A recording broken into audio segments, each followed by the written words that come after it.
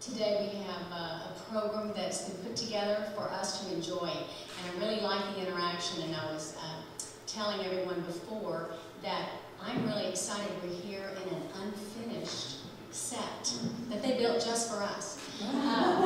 But I like knowing how things really work, and you know, I said I feel like you know, it's really great to see how things operate. So would you like to? You're coming next, aren't you?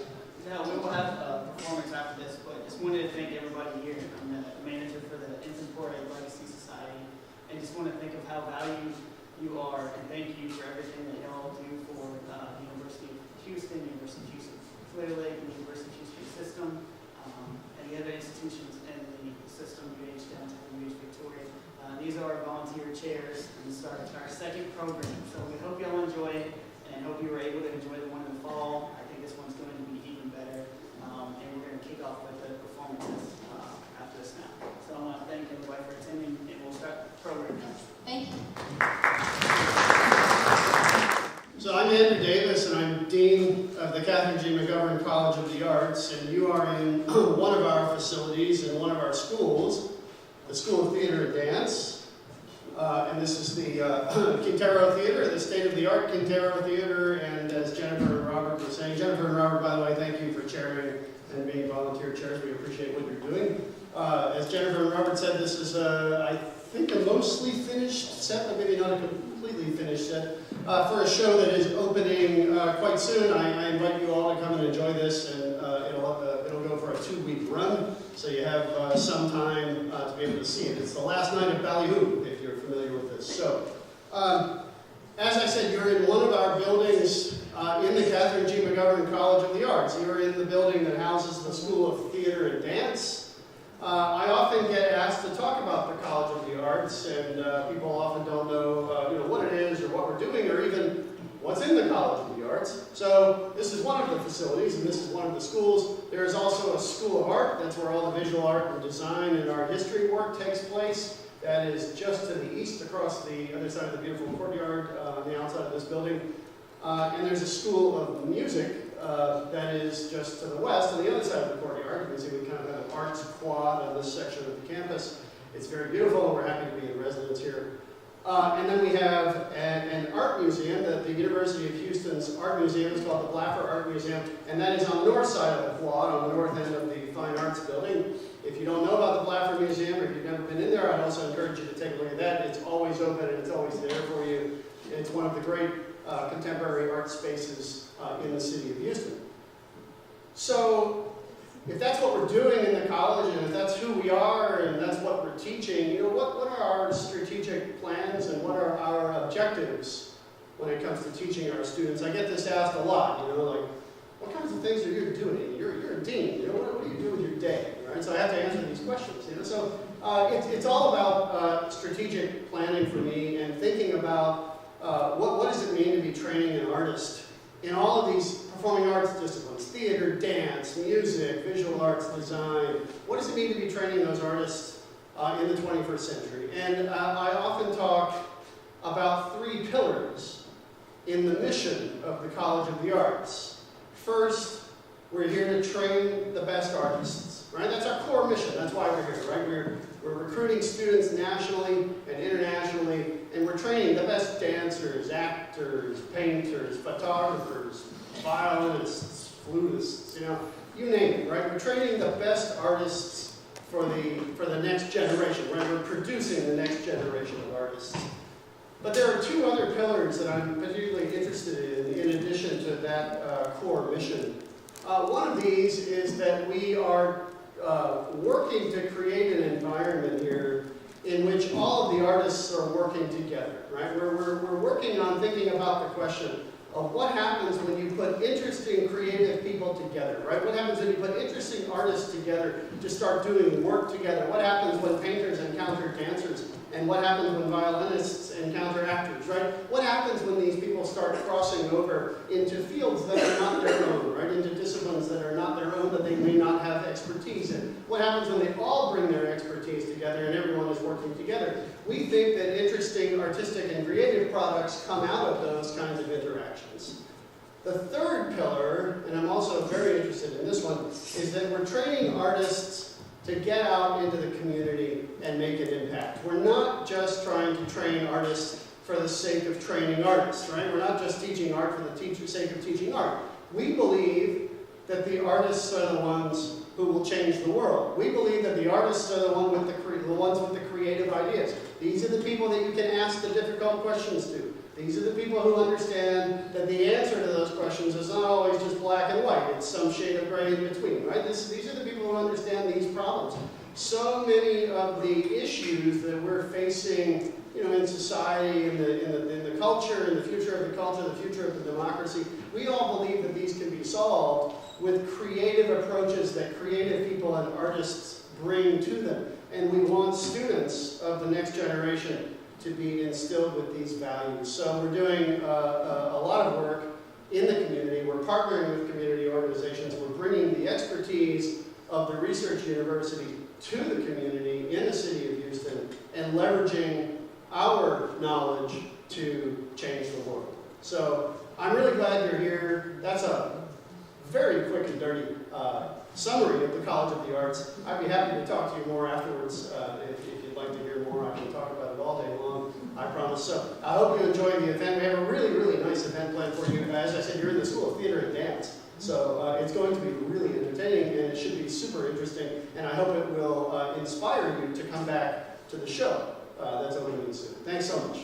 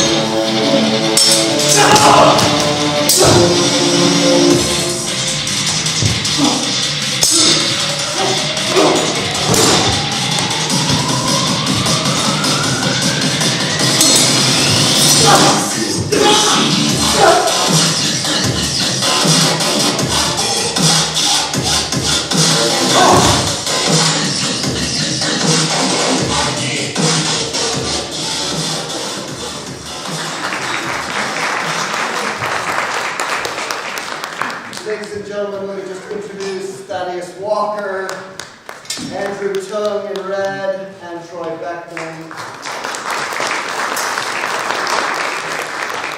I'd like to point out that they drew that together in what would be considered sort of film or cinematic standards. We rehearsed twice, very briefly, and they were able to put that together for you. So one last round of applause.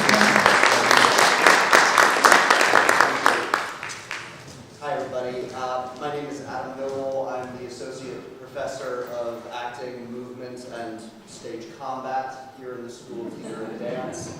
I just wanted to speak very briefly, give you a little taste of some of the things that we do.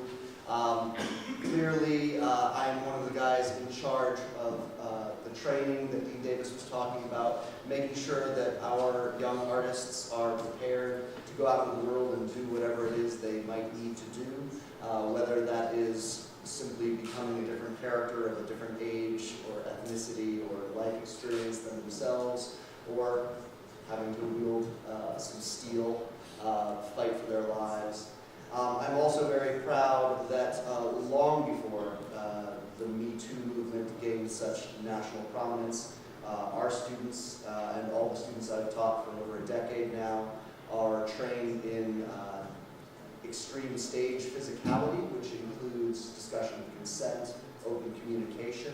And I was recently named an intimacy director with Intimacy Directors International, which is forwarding that message to unions in the UK, in Canada, and here in the United States. So beyond the flash of the training these students are getting, they are also learning how to be productive and efficient, communicative citizens of the world.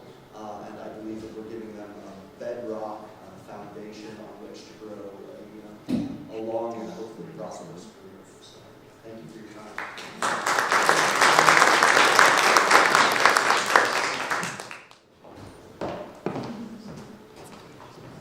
Welcome, everybody. I'm very happy to have you all here today. Also, to see a little bit of our dance program here at the University of Houston. My name is Karen Stokes, and I'm director of the dance program here in the School of Theater and Dance. We have a focus in our program, particularly on choreography and the creative act of dance making. And our students just finished their own concert last fall, in which they produced and choreographed and danced in their own show. They have another show coming up in Houston at the Match at the end of this month. And we're also preparing for our guest artist and faculty choreographed concert, which will be at the end of April. And I'm going to introduce two of our dancers from our student ensemble to perform an excerpt from my colleague Teresa Chapman's newest work, which will premiere in April in the Wortham Theater here at the University of Houston. This is a piece titled Place, and I will ask our two dancers, Derek and Lindsay, to come take their places to perform this excerpt. Thanks so much for being here.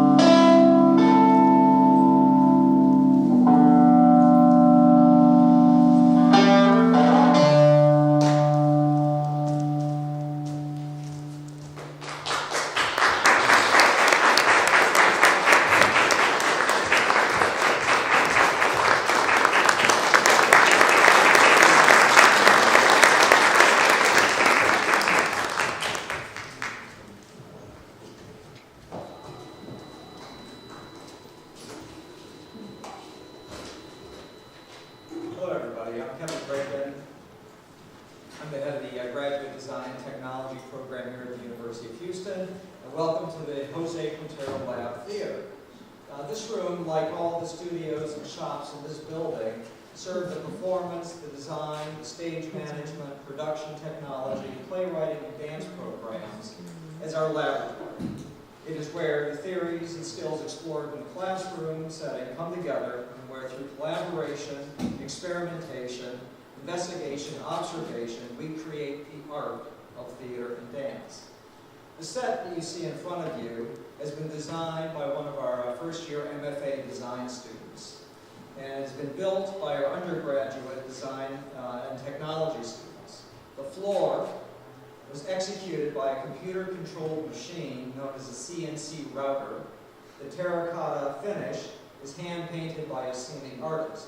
The designer creates the initial drawing, a scale drawing of the floor. The machine then directs the tool to replicate that design, and then the scenic artist can create and replicate any finish imaginable. This evening, we start the process of technical rehearsal, so the set's not completely finished. It'll continue to get dressed as we go through the week.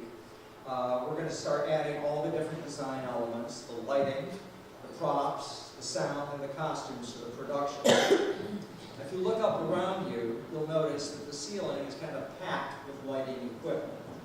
The lighting designer, who's also an MFA student, will select all the equipment and decide where it gets placed, and will then work to manipulate and create the looks, the cues, for each moment in the play. Up and overhead is an interesting mix here. This is a combination of conventional stage lighting fixtures, LED fixtures, and what we call intelligent lighting fixtures that they are able to be programmed from the control desk.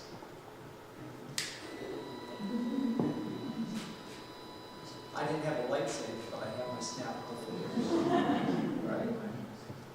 The use of all this LED equipment and all this technology allows the designer to manipulate massive amounts of data that were not available to us 10 years ago. All the LED fixtures, you see those? They can change and become any color under the rainbow at the direction of the lighting designer who's up at the desk in the back of the theater. We also have intelligent lights, which each intelligent light, which you saw them moving towards me, each have 50 different attributes that again allows the designer to manipulate that information from the console. The tools that we work with in the theater today are the cutting edge of technology and have fundamentally changed the way in which we execute the work that the audiences see and how we teach the work that the designers have to master. At the University of Houston, we strive to provide our students with state-of-the-art equipment that is used in our industry, and they have the opportunity to create and experiment with that work in a real-life setting in our theater laboratories. Thank you.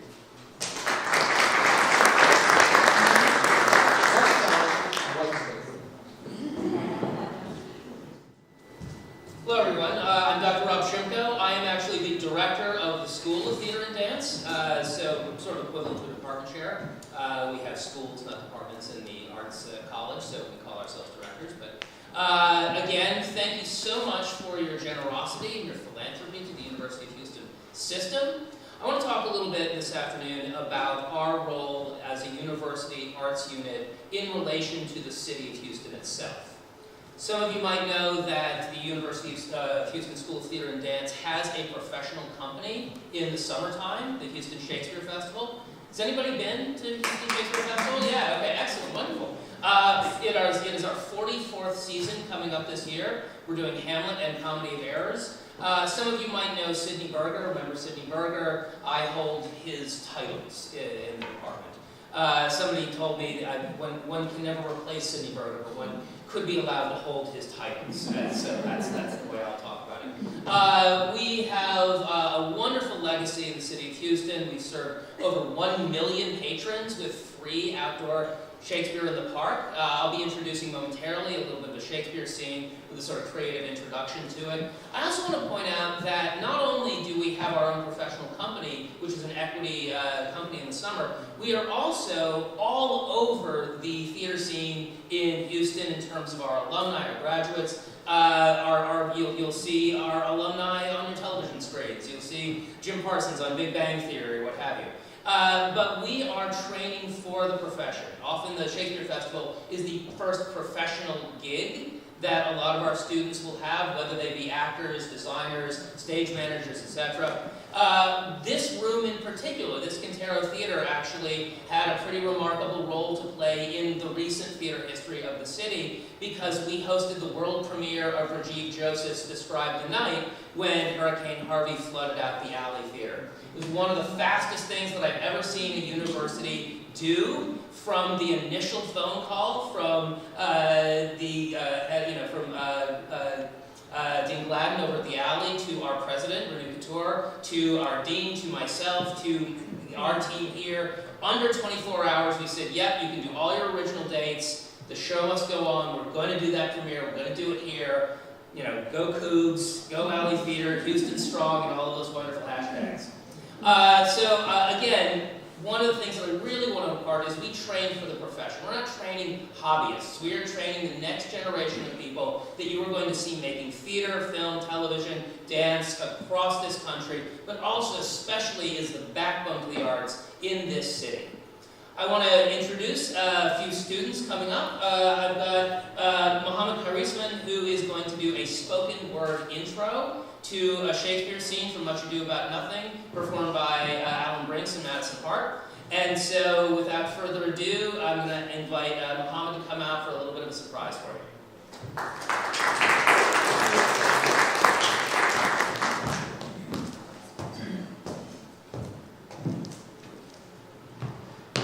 Good afternoon. The story begins with Claudio and Hero's matrimony. Right before Claudio spits venomous testimony that he witnessed Hero in partaking in unladylike activity right before they were supposed to be bound for eternity.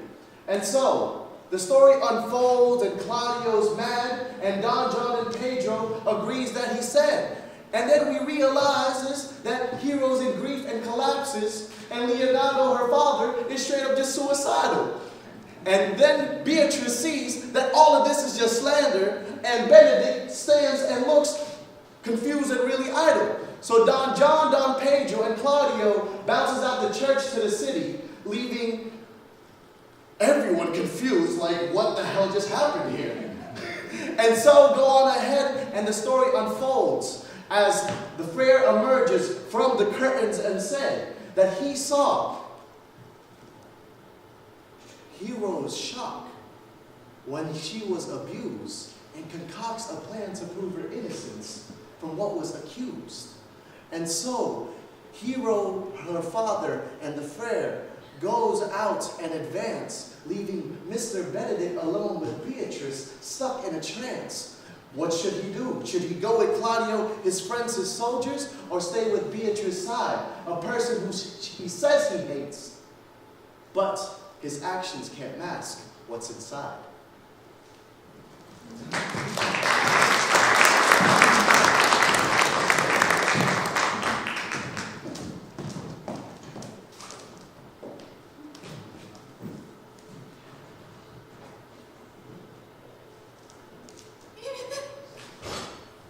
Lady Beatrice, have you wept all this while? Yea, and I will weep a while longer. I will not desire that. You have no reason, I do it freely. Surely I do believe your fair cousin is wronged. Oh, how much might the man deserve of me that would right her? Is there any way to show such friendship? A very even way, but no such friend. May a man do it? It is a man's office, but not yours. I do love nothing in the world so well as you. Is not that strange? As strange as a thing I know not. It were as possible for me to say I love nothing so well as you. But believe me not, and yet I lie not. I confess nothing, nor I deny nothing. I am sorry for my cousin. By my sword, Beatrice, thou lovest me. Do not swear and eat it. I will swear by him you love me, and I will make him eat it that says I love not you. Will you not eat your word? With no sauce that can be devised to it. I protest, I love thee. Why can God forgive me? What offense, sweet Beatrice? You have stayed me in a happy hour. I was about to protest I loved you. And do it with all thy heart. I love you with so much of my heart that there is none left to protest. Come, bid me do anything for thee. Kill Claudio. Not for the wide world. You kill me to deny it. Farewell. That tarry is No, I am gone. Though I am here, there is no love in you. Nay, I pray you let me go. Beatrice. In faith, I will go. We'll be friends first. You dare easier be friends with me than to fight with mine enemies. Is Claudio thine enemy? Is he not approved in the height a villain that hath slandered, scorned, dishonored my kinswoman? That I were a man. What, to bear her in hand until they come to take hands, and then with public accusation, uncovered slander, unmitigated rancor? Oh God, that I were a man! I would eat his heart in the market. Hear me, Beatrice. Sweet hero, she is wronged, she is slandered, she is undone. Beatrice. Princes and counties, surely a princely testimony, a goodly count compact, a sweet gallant, surely. Oh, that I were a man for his sake, or that I had any friend who would be a man for my sake. But manhood is melted into curtsies, valor into compliment, and mannerly turned into tongue, and trim ones too.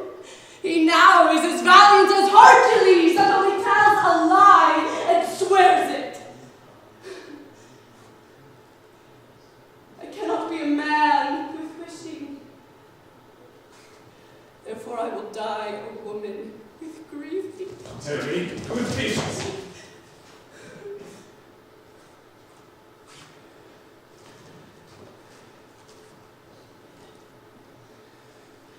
By this hand I love thee. Use it for my love some other way than swearing by it. Think you, in your soul, the Count Claudio hath wronged Hero? Yea, as sure as I have a thought or a soul. Enough. I am engaged. I will challenge him.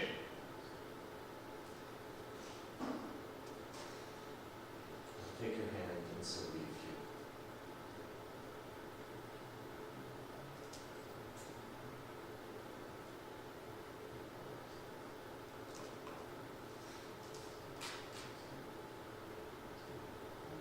By this hand, Claudio shall render me a dear account.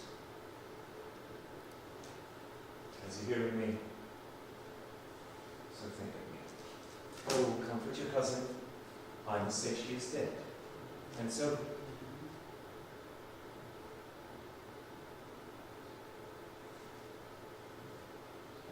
farewell.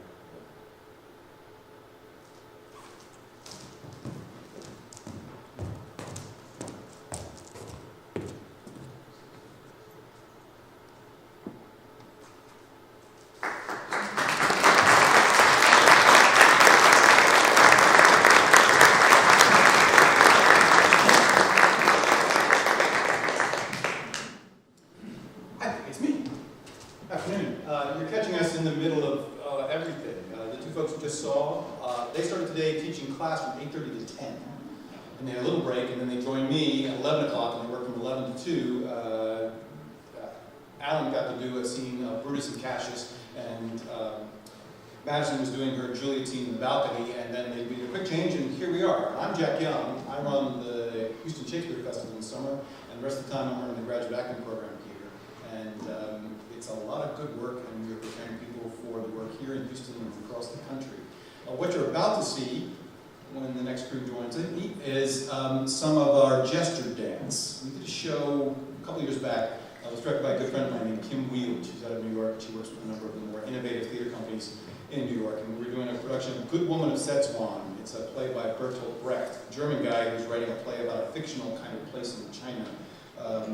And it's a depressed town in an industrial area, and everything's kind of falling apart. And there is one young woman who is of great heart and generous, and the gods see her and go, you know what, she's struggled so much, we should give her a great fortune. And unfortunately, giving her the great fortune becomes a great burden, because here she has all this money. Now everybody knows she's a generous person, and everybody wants part of it. And that gets to be a real struggle. And the director decided within the show that we should take a moment and have Tai Chi, which is practiced in a number of countries in the East, as a way in the morning for folks to have exercise and meditation, but then to top it with, and it's a set of moves out of the martial arts, But then she thought, let's take it a step further and take the signature gestures of each of the characters, and we'll build a sequence on top of that. And I thought, that's really cool. So we've kept it as part of the curriculum. And Alan and Madison and the rest of the crew, at 4 o'clock today, will go into ensemble training. And that's where our juniors or seniors, our first years and our second year graduate students all come together as a collective group and get to train together. They take classes in their individual classes through the day, but then we put them in shows at night, and it's, hi, I've seen you in the hallway, but I've never done a show with you yet, so I'm not sure how to interact with you. Well, this ensemble training class is their chance to do that. And so the second years each year, the second year grads and the seniors, since it's their second year, then teach the first year grads and the juniors to bring it forward. And so it's an exercise in observation, got to check how things are going, proprioception, where's my body in space, articulation, because I have to help you figure out how to do this move correctly, and I have to figure out the language to do that. And it's fun. So that's what we do. So, you guys ready? Yeah. Come on out. So it starts off with Tai Chi, and then we'll segue into the gesture dance, which is music. I was directing a show in Peking just before we did the show, so I brought back a Chinese rap song, and Kim said, that's cool, and that's how we built all this together. Well, you guys are ready?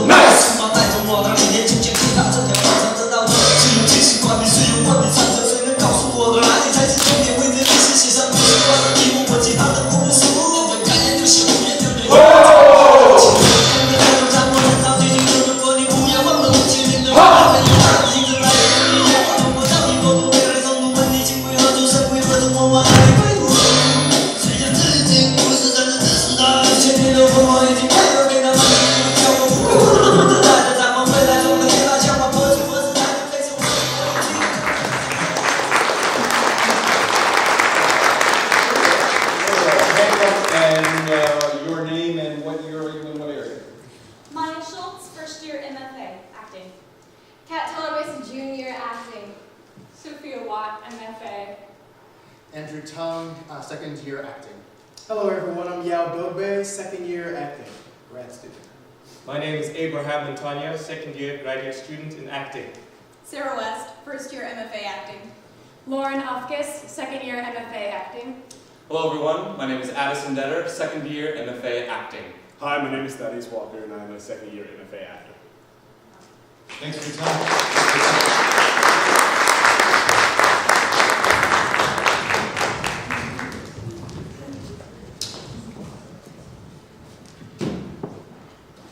Wow, what exciting performers and speakers we've had today. These are great examples of what the College of Arts is achieving with their great talents, the students and the faculty. I hope you have time when we step out to the reception area to talk to both of these groups this afternoon. We have some handouts in the other room. If you'd like to take some with you later, you're certainly welcome to do that. At the reception is a side room where the In-Tempore Legacy Society requests that if you haven't done so already, maybe you'll explain what it was it chose you to leave a planned gift, or possibly your past experience at the University of Houston. If you know of any invitees who are declining to come to these programs, please remind them that this is not a fundraising. This is just a program to entertain and inform. Thank you for joining us today, and we look forward to talking to you at our reception.